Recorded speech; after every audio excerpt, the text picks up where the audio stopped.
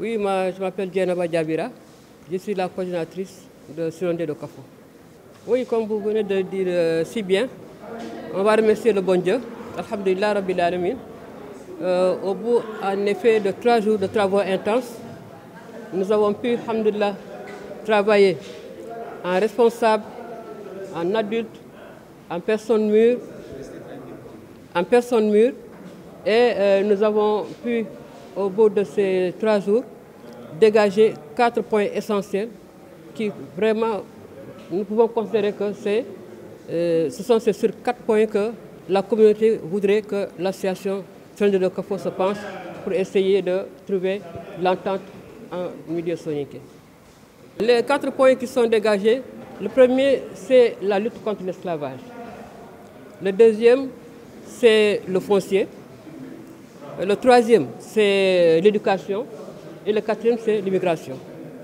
Bon, les recommandations, en fait, on dira que les premiers concernés, c'est vrai, ce sont les soninké, ce sont les habitants des localités, ce sont les antagonistes et tout.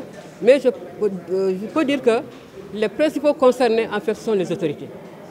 Parce que nous savons que ce sont les autorités qui ont vraiment l'arbitrage de cette histoire-là. C'est eux qui peuvent aider les communautés à vraiment vivre en quiétude, en aidant Surondé de Kafou à mettre en application ces points qui sont sortis de... Bon, du côté des autorités, bon, il est recommandé déjà que des mesures soient prises pour que tout ce qui concerne, par exemple, les injures auxquelles nous faisons face sur les réseaux sociaux, parce qu'on sait qu'il y a beaucoup d'injures, il y a des messages qui circulent, il y a des images blessantes, il y a des choses qui circulent dans les réseaux sociaux qui font que les gens se révoltent, ça fait mal aux gens.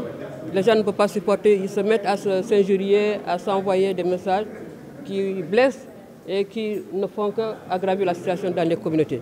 Et en général, ça rend difficile les travaux des gens comme nous, Surondé de Kafou et d'autres bonnes volontés qui voudraient vraiment travailler pour apaiser la communauté. Aussi, nous demandons aussi que l'autorité facilite les investissements des immigrés au niveau des localités. Parce que nous savons que l'investissement en milieu communautaire est très important. Parce que c'est des aspects qui font que les gens se retrouvent. Parce que nous parlons de rapprochement, de vivre ensemble, c'est très important. Quand les gens se retrouvent autour de projets, en général, ça développe l'entente entre les gens, la fraternité. Et parce qu'en ce moment, les gens vont œuvrer ensemble pour un but commun qui est vraiment le développement communautaire. Et ça, vraiment, nous comptons sur les autorités pour qu'ils facilitent le retour des immigrés qui voudraient s'installer au terroir, d'investir au terroir.